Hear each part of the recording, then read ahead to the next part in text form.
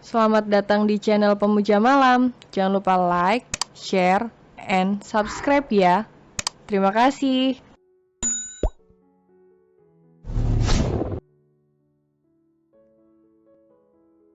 Episode 9 Detik-detik kebenaran terbongkar. Nisa mendesah pelan. Aku cuma asal bicara, Dr. Arsen. Mau dipecat, ya, terserah. Aku sih antara butuh dan gak butuh kerjaan ini.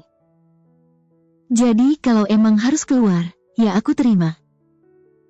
Katanya pelan, tapi matanya menatap lurus, tanpa takut.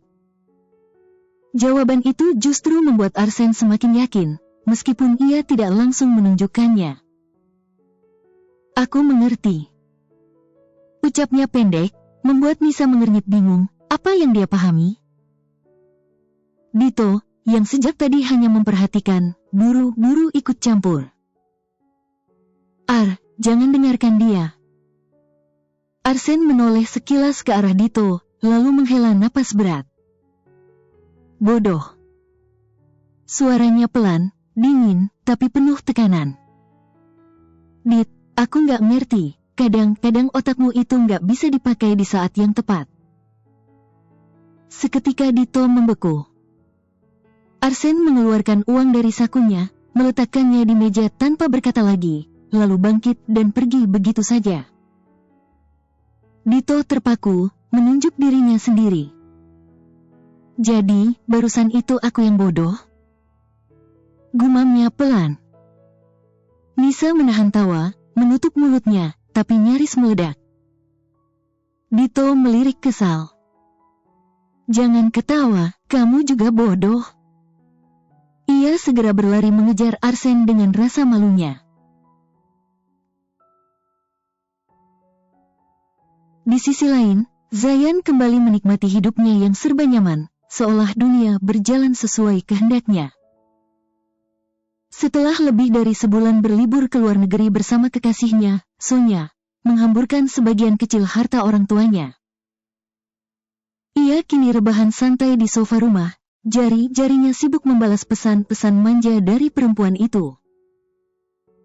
Tawa kecil sesekali keluar dari mulutnya, menandakan betapa ringan beban hidupnya saat ini. Sebagai satu-satunya calon pewaris keluarga Alastair, Zayan tahu persis bagaimana memanfaatkan posisinya. Di hadapan Puput dan Rocky, orang tua yang nyaris memujanya tanpa syarat. Ia selalu tampil sebagai anak manis, sopan, lembut, dan penurut. Tapi di balik wajah itu, tersembunyi sisi lain yang tak banyak diketahui orang. Sisi manipulatif, egois, dan penuh perhitungan. Sisi yang terbentuk dari limpahan kasih sayang yang buta sejak kecil. Namun di tengah keasyikannya bersama Sonya, satu nama kembali muncul dan mengusik pikirannya, Naya. Zayan mendesah panjang, ponsel ia letakkan di atas perutnya. Pandangannya menatap langit-langit, namun pikirannya terbang ke arah lain. Zayan, kenapa kamu bisa santai seperti ini? Bagaimana kalau Naya buka mulut ke paman tentang apa yang sebenarnya terjadi malam itu? Gumamnya lirih. Ingatannya menyeretnya kembali ke restoran tempo hari, ke momen ketika mata Naya menatapnya dengan penuh kebencian. Seolah ingin menelanjangi seluruh topengnya di depan semua orang.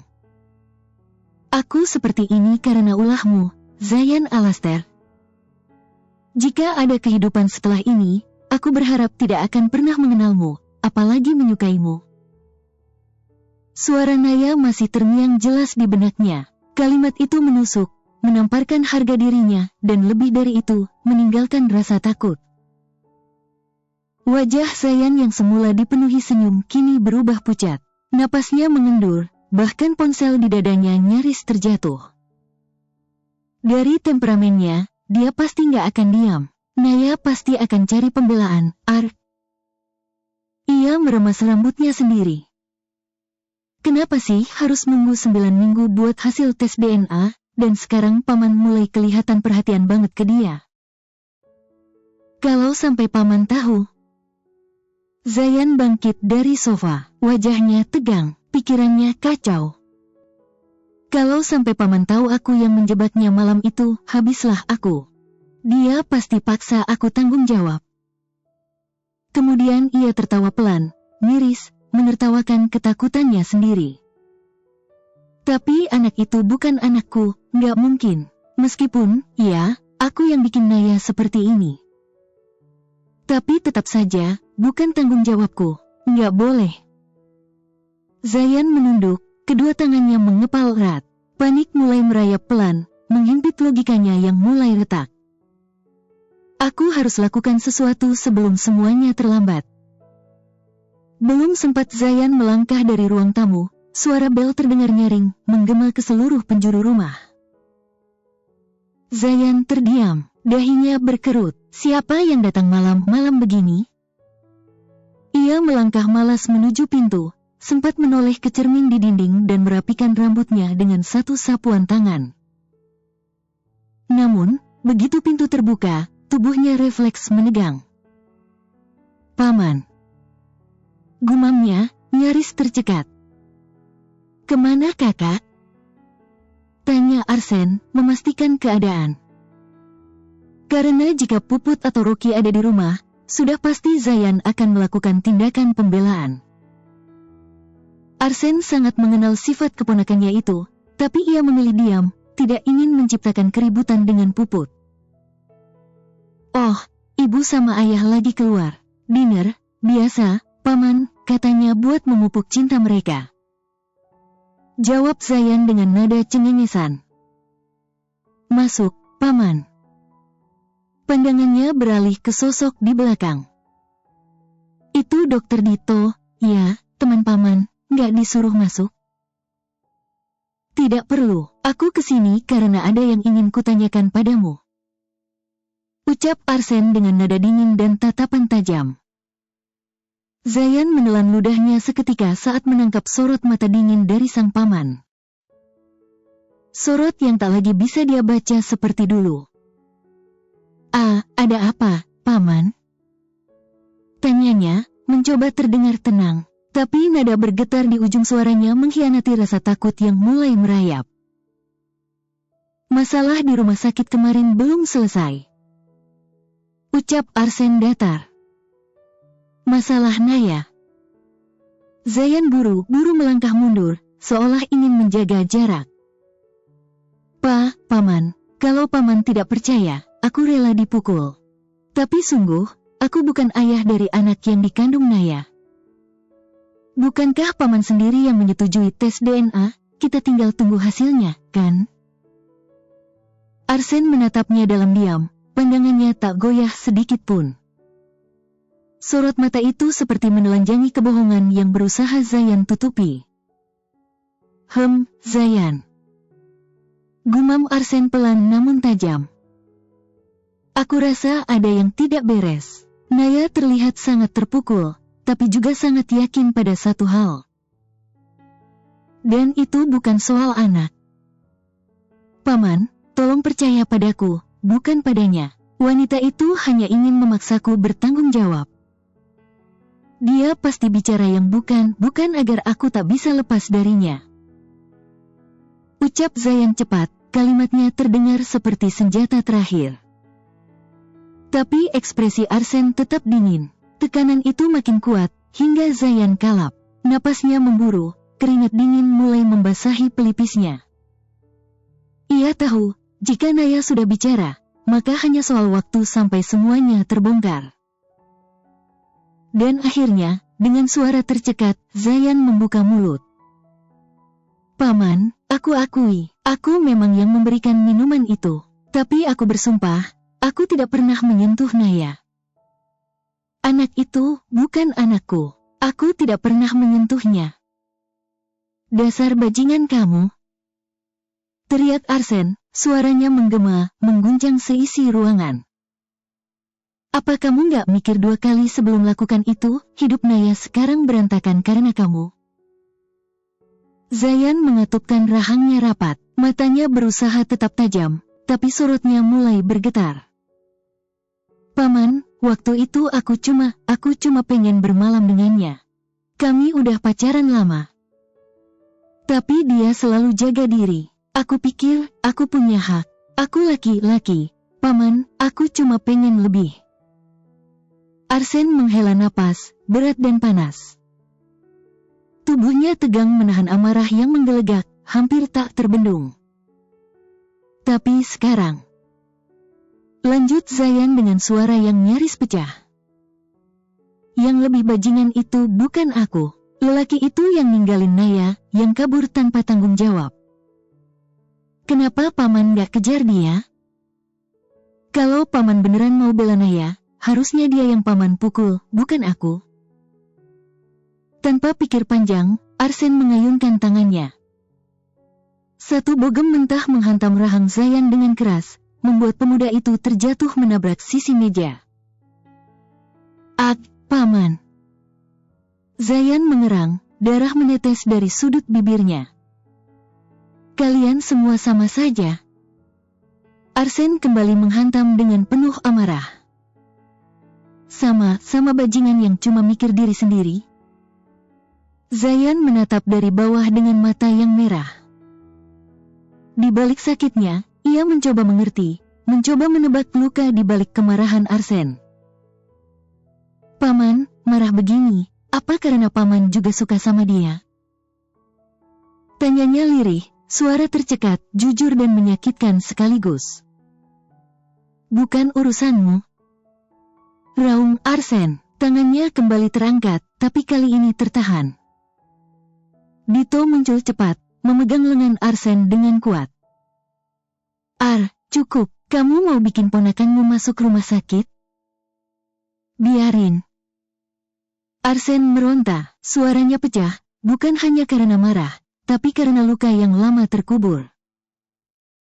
Biar dia tahu, hidup ini gak bisa seenaknya, ada akibat dari setiap keputusan, dan rasa sakit itu harus dia tanggung. Dito menatap Arsen dalam-dalam. Arsen, dengar, apa yang dia bilang ada benarnya, yang salah bukan cuma dia. Tapi juga laki-laki yang ninggalin Naya dalam kondisi kayak sekarang. Kalau kamu mau bela Naya, cari orang itu. Sorot mata Dito seolah menelanjangi masa lalu Arsen, menuduh tanpa kata. Arsen memalingkan wajah, kata-kata itu seperti tamparan. Masa lalu memang tak bisa dihapus. Tapi bukankah dia pernah bersumpah akan bertanggung jawab? Sayangnya, perempuan itu tak pernah kembali menemuinya. Ia memandang Zayan yang masih tergeletak, napasnya berat. Bangun. Ujarnya dingin. Paman, aku udah kesakitan. Jangan rusak wajah tampanku ini. Gumam Zayan, berusaha tersenyum walau kecut. Arsen menoleh pada Dito. Obati dia. Dito mengangguk dan membantu Zayan duduk di sofa. Ia segera mengambil kotak P3K dan mulai membersihkan luka di wajah keponakannya. Di tengah kesibukan Dito, Arsen kembali membuka suara, nadanya tajam menusuk. Kamu ingat kemana kamu bawa Naya waktu kamu kasih dia obat, dan kapan kejadiannya? Zayan meringis saat kapas menyentuh luka di pelipisnya. Paman sungguh mau bantu Naya, mau cari laki-laki itu? Jawab saja, atau perlu kutambah pukulan lagi? Arsen menatap dingin, wajahnya keras tak memberi ruang kompromi. Zayan menghela napas, suaranya lirih namun jelas. Apartemen X hampir 2 bulan lalu. Waktunya kira-kira pas sama usia kehamilan Naya sekarang. Arsen membeku, seakan dunia di sekitarnya berhenti berputar. Apa?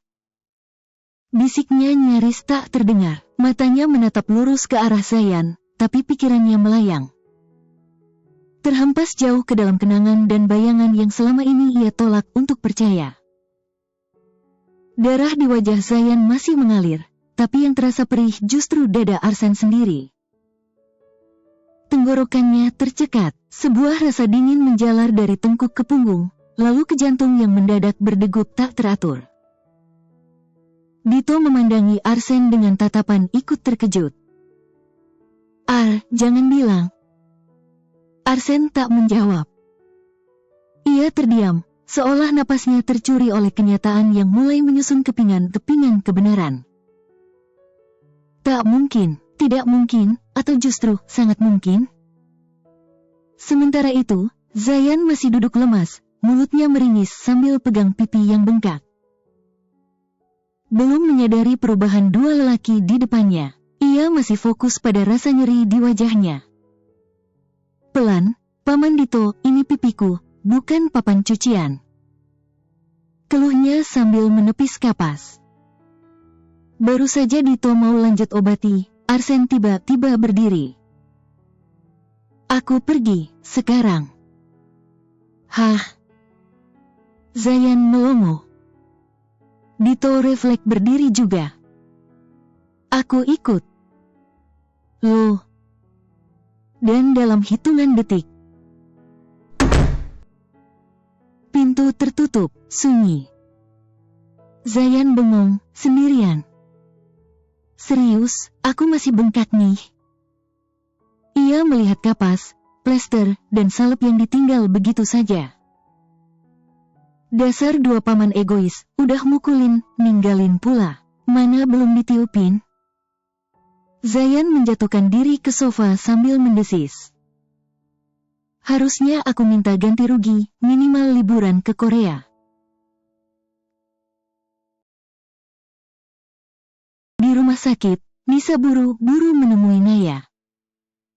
Ia merasa sangat bersalah karena sudah keceplosan mengungkapkan satu rahasia. Saat ia sampai di ruang rawat Naya, ia melihat sahabatnya itu sudah tampak segar dan tidak pucat seperti kemarin. Nis, kenapa? Abis lihat hantu? Tanya Naya yang kini berusaha mengubah posisi tidurnya menjadi setengah duduk. Ngai, jangan banyak gerak, aku naikkan saja kepala ranjangnya. Ucap Nisa yang langsung mendapat anggukan dari Naya. Nisa mengatur posisi ranjang agar kepala ranjang itu lebih tinggi sedikit, supaya Naya bisa mendapatkan posisi setengah duduk. Kamu belum jawab kenapa wajah kamu tadi tegang? Aku baik-baik saja, nggak bakal mengakhiri hidup semudah itu. Ucap Naya setengah bercanda. Kamu masih aja bercanda. Nisa mendekati Naya dan kini duduk di bangku samping ranjang. Ia menggigit bibirnya, seolah ragu ingin memberitahu Naya sesuatu. Naya yang sudah kenal Nisa dan hampir hafal sikapnya, paham bahwa Nisa ingin memberitahunya sesuatu. Katakan, Nis. Kamu tahu kalau aku ingin bicarain sesuatu padamu? Aku kenal kamu gak cuma hari ini, tapi sudah hampir 4 tahun. Meskipun umur kamu lebih tua. Ucap Naya. Ngai, aku gak hanya menganggapmu sebagai sahabatku, tapi juga adikku.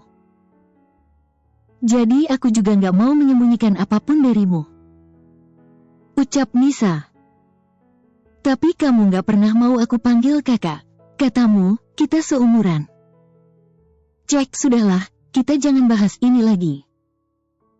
Nisa ragu-ragu, namun sentuhan Naya di tangannya membuatnya akhirnya membuka suara lagi. Tadi entah ada angin apa, Dr. Arsen sama temannya yang bodoh datang ke restoran. Dan aku keceplosan bicara soal Zayan yang sudah memberikan obat padamu. Jawab Nisa. Hanya itu. Kamu gak marah? Enggak, aku malah lega. Biarin keluarga itu ada sedikit rasa bersalah padaku. Kalau Paman Arsen ada sedikit rasa peduli, sekarang aku yakin dia pasti akan memberikan perhitungan pada Zayan. Kamu yakin, dia itu keponakannya, loh?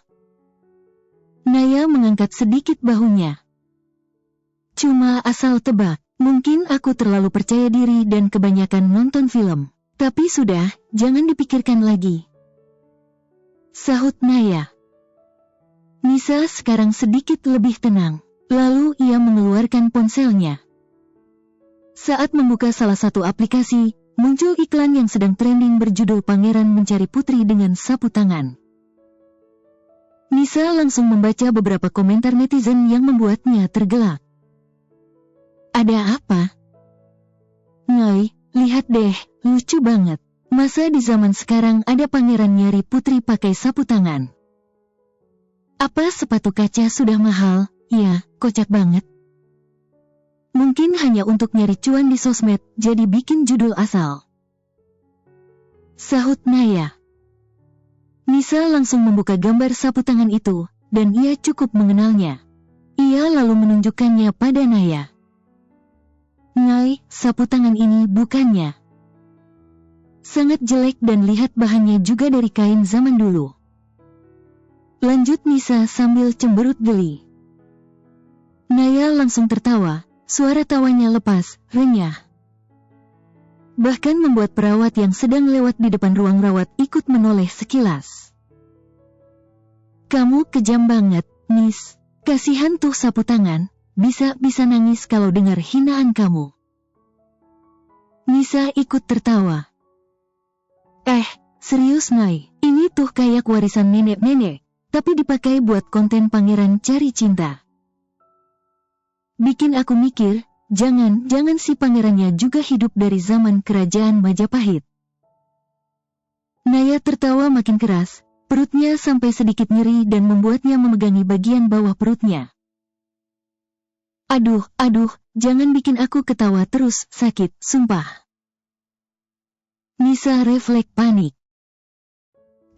Ya ampun, maaf, aku nggak sengaja, aku lupa kamu lagi hamil dan bedres.